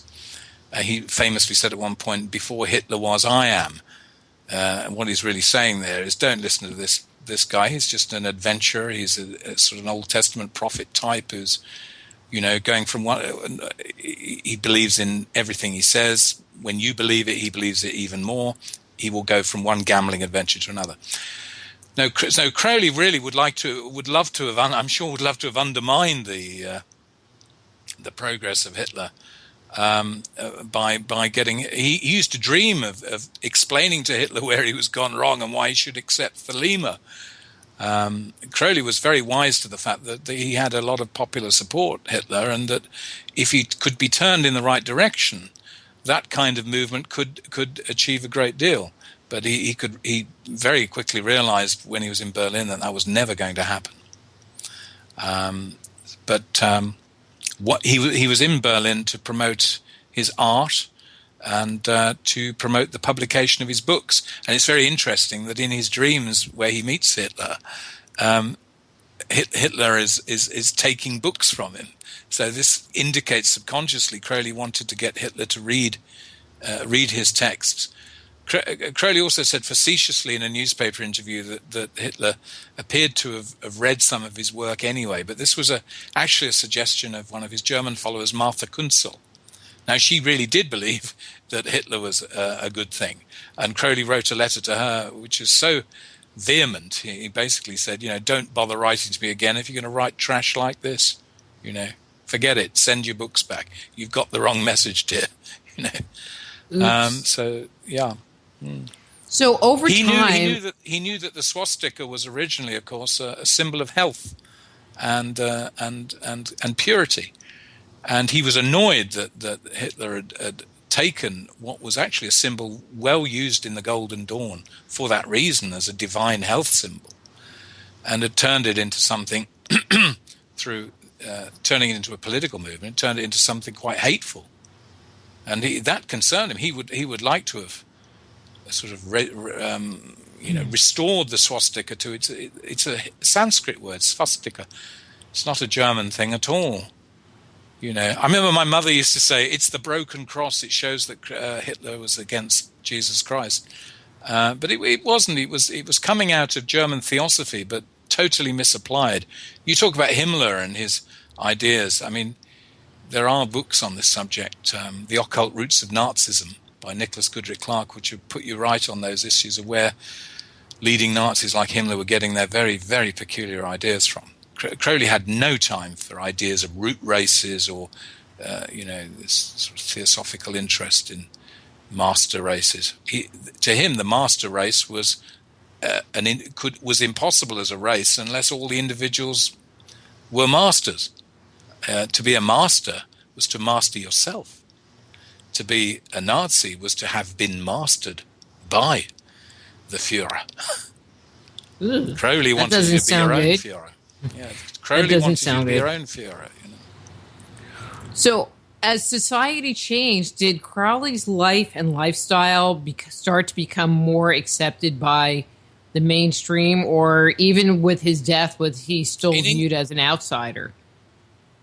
He was very much the outsider, and that was part of his self-designation, the wanderer of the waste, the great wild beast.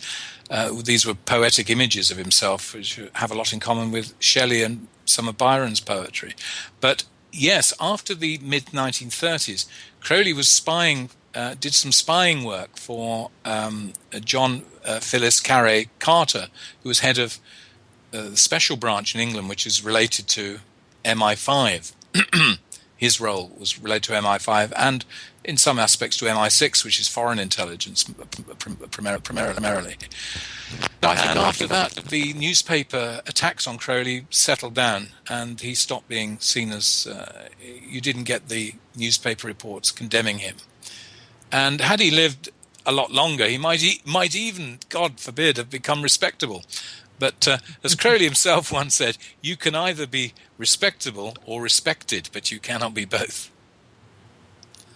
So I don't think Crowley would ever want to be that.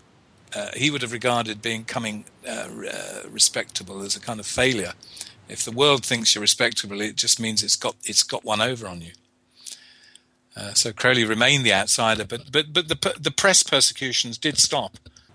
And I guess he had to have a really thick skin to take all of the criticism that he got over the years. I don't know that I could emotionally handle that.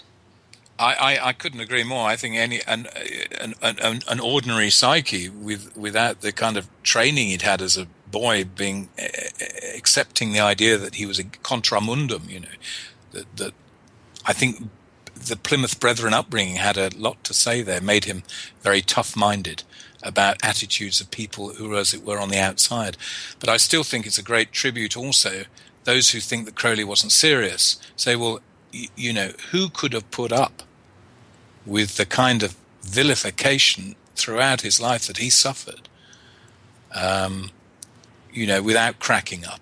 If he had been a fake, he would have definitely cracked up. He'd have ended up in a mental asylum, raving, But the amazing thing is he had all these extraordinary experiences, and yet everyone who knew him personally, people who knew him personally, all said what wonderful company he could be, and what a warm person. And women flocked to him, even in his he was quite fat in his middle age, and a lot of people found him hugely lovable. And he developed a relationship with his son, who was born to him by Pat McAlpine, and that he had all, those who think he was sort of incapable of human love and all the rest. No, he was very fond of those who cared for him. He was used to not being cared for, so he narrowed it. I think in the end, he cared for those who cared for him. That's cool. And was a loyal friend. And his loyal friends, there weren't many at the end. Louis Wilkinson was one. Was there at the end at the cremation in Brighton. There were only a handful. No, most people walked away from him when they saw that his worldly fortunes had sunk in his old age. But he was still a bright light. That's just sad when it's all about the money. Yeah. Let me ask you this: if you were to characterize Crowley, his life and his work, how would you describe it?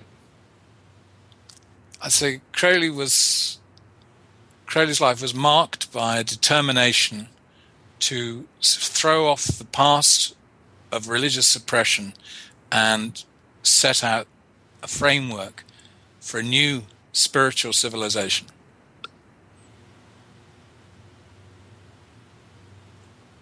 That's how I would characterize the importance of Crowley's work. You could then say all sorts of other things. Did he find like mainstream religion just to be dogmatic and a way of control? I mean, what was his big angst against traditional religion? I mean, I know I have my opinion, but were you able to identify what his argument against them were? I think his language, he referred to the slave gods, and by which he meant the dominant deities of the so-called, what are usually called the great world religions. The slave gods, basically, these are concepts of deity which require the fearful state of mind of human beings that rule by fear and guilt, and by manipulating the sense of sin, and by diminution of human potential and fear of the human spirit. Crowley regarded all these as man-hating religions. They hate man. There's all the talk about the love of man, which is great. Crowley saw the good as well. Let's be clear about that. Thelema, his system, was meant to be a synthesis of the best of human spiritual thought. And he had no argument with, say, Jesus as, he'd say, well, if he existed, and he wasn't just a composite, I mean, the Jesus of the texts, he thought he'd get on fine with JC, no problem. And he had a lot of time for the Prophet Muhammad as well. And he had arguments with Buddha. In fact, he saw himself as up there with these religious geniuses. And for that reason, he knew that they were human. And it's only symbolism which makes them divine in the wrong sense. We all have God, or whatever that is, within us. That is the teaching of all of them. But we're taught it, but we're not allowed to believe it. So if you identify man with God in the religion, say, oh, no. Al-Hallaj, the Sufi, was crucified in, I think, 922 AD for saying, Ana al-Haq, I am the truth, and this was said, no human being can touch the infinite. The challenge of Crowley says, yes, the infinite is precisely what mankind is born to touch. It may not be easy, but it's not impossible. I could see why that would piss them off just a bit. Yeah. But I don't think they never like, none of these groups like competition, do they? Let's face it. That thing Jean-Luc Godard said about, capitalists. He said, but it takes them out of the loop too. Yeah, he said they don't want competition; they want to be first. You know, what, in your pocket? And we are the fools who fall for it. You know, every generation falls for the insurance policy. I suppose one of the escapes from that thing today is we can say, well, I just believe in science. And that's the kind of way of getting out of the problem in a way. And I can understand why people say, prove it to me, prove it. And I say, well, yeah, good spirit. That's right. But I think with the pro-scientific thing, we are also throwing out the baby with the bathwater. There's more to man than what is it? The more things in heaven and earth than are dreamt of in your philosophy, Horatio, as Shakespeare put it. There is a spiritual dimension to life, and I'd say that it's the great prize worth seeking.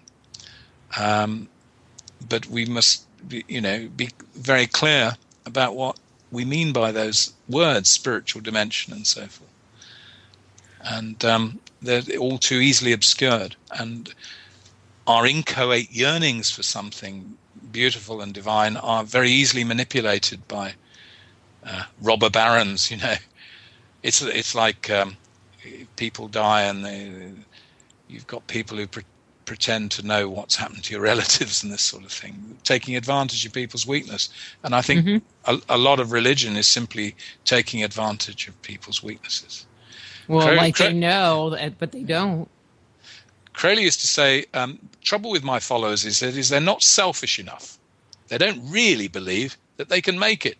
If they were, thought of themselves a bit more and thought more highly of themselves, they'd get there. But that's the problem with humanity in the big picture. But let me ask you, I'm looking at the client. We have a little bit of time. What do you think what his biggest legacy to humanity, society, and culture were?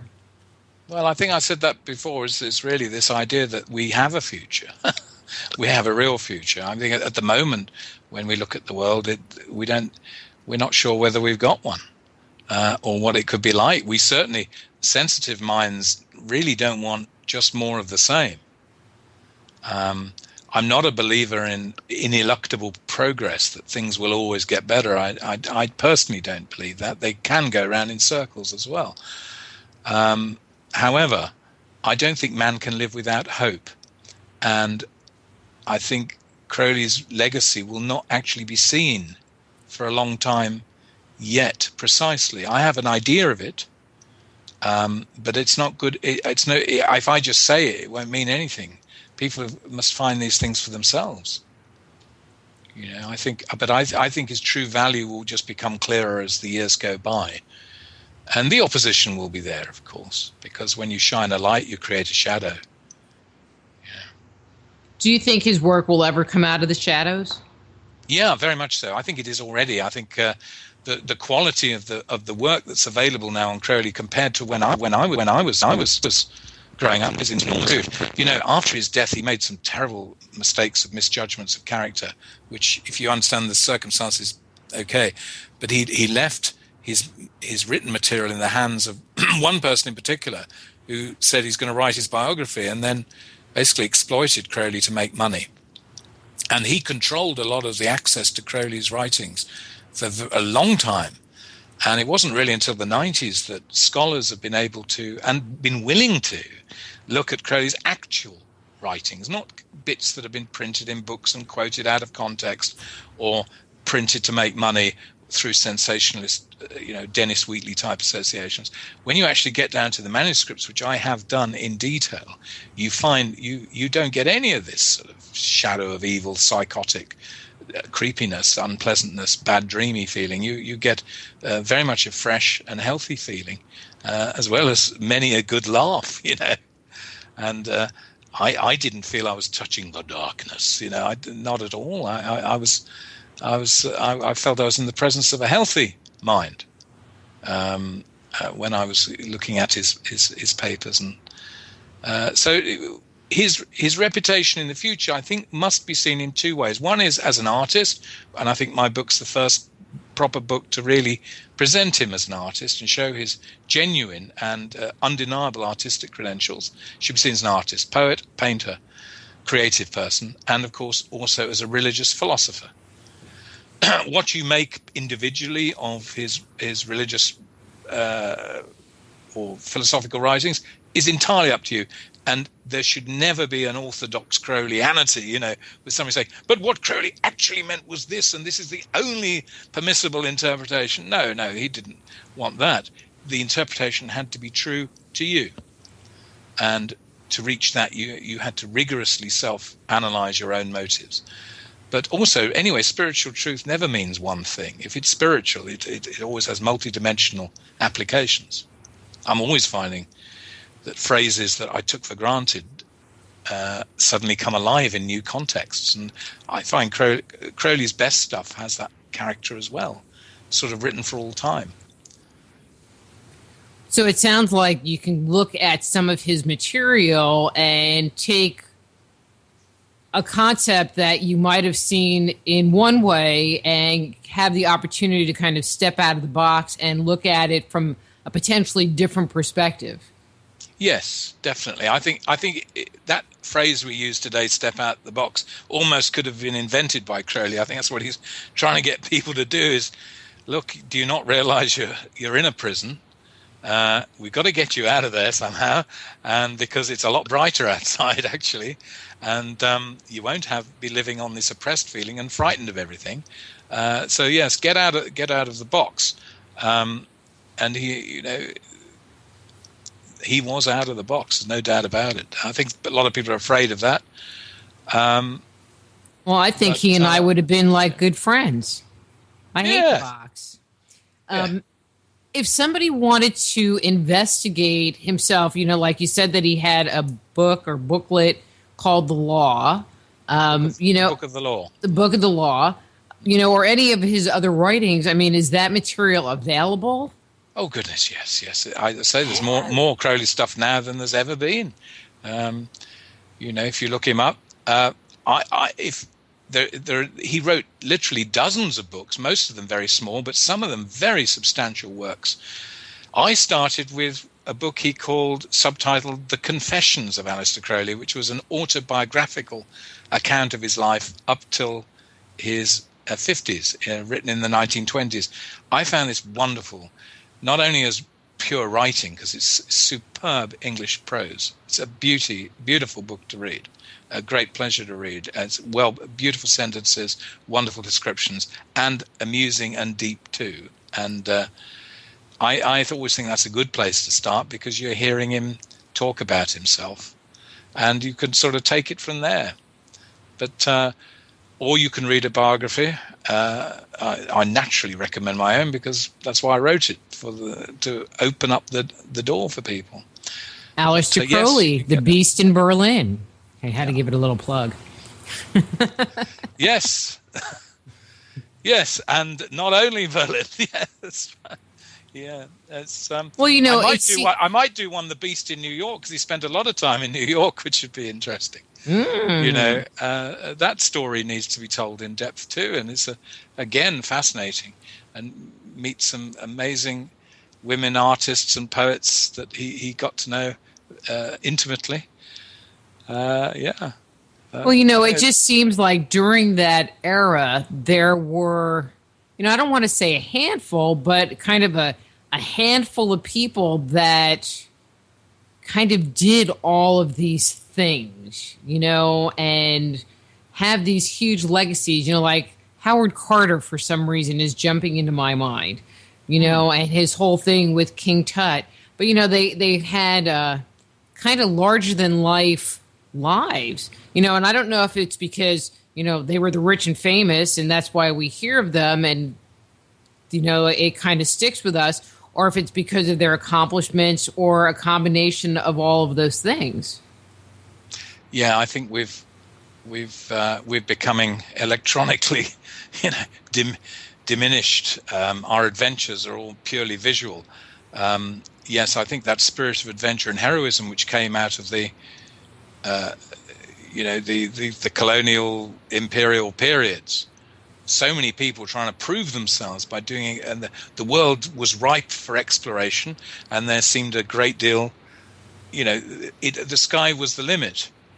I think since the landing on the moon in 1969, which in a way was a kind of culmination in a way of that dynamic spirit of adventure and exploration and openness and technical brilliance. Since then, we've become rather pathetic people, I think, and rather afraid even of our own accomplishments. I'm fascinated by this movement that says, no, we didn't go to the moon. And I said, why? What are you afraid of? Would you be sorry if we did? And I say we, and that's another great thing, wasn't it? These are individual accomplishments, but they're also collective. Or any man who exceeds his rude individuality becomes man. He becomes something we can all share in. Crowley had the vision of the Son of Man in Ceylon in 1901, and the Son of Man is the form of God as man.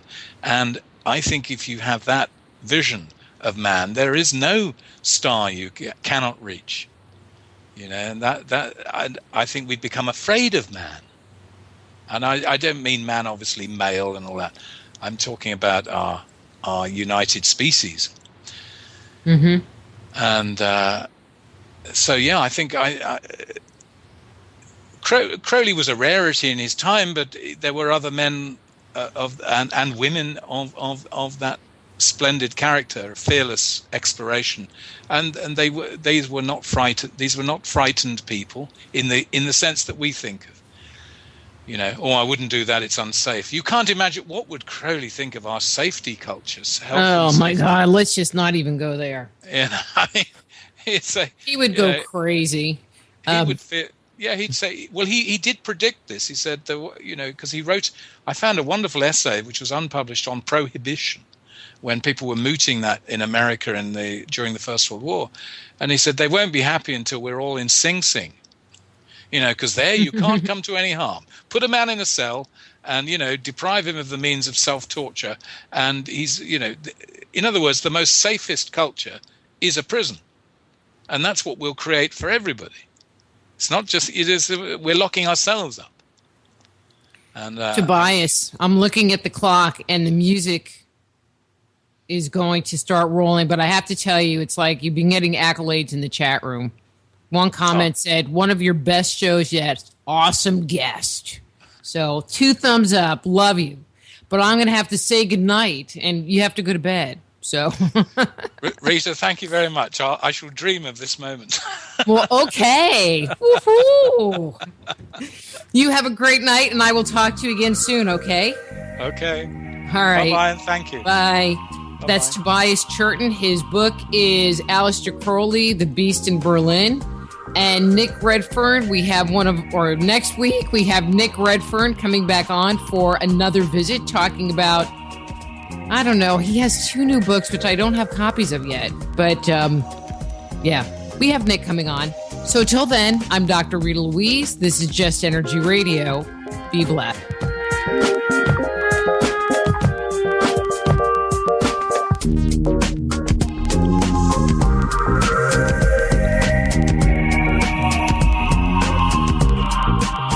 Join host Dr. Rita Louise each week at this time for Just Energy Radio. Point your browser